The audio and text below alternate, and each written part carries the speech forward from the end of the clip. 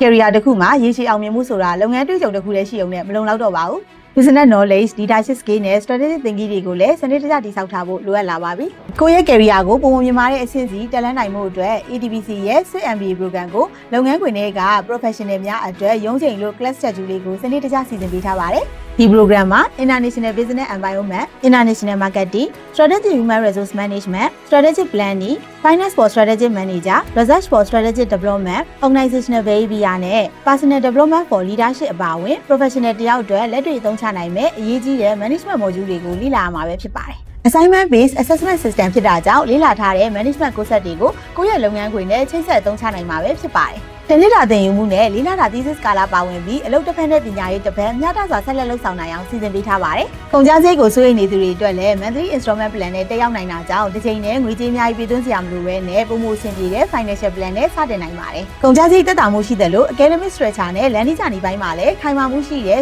MBA program ကို ATBC International College နဲ့အတူယနေ့ပဲစတင်လိုက်ပါ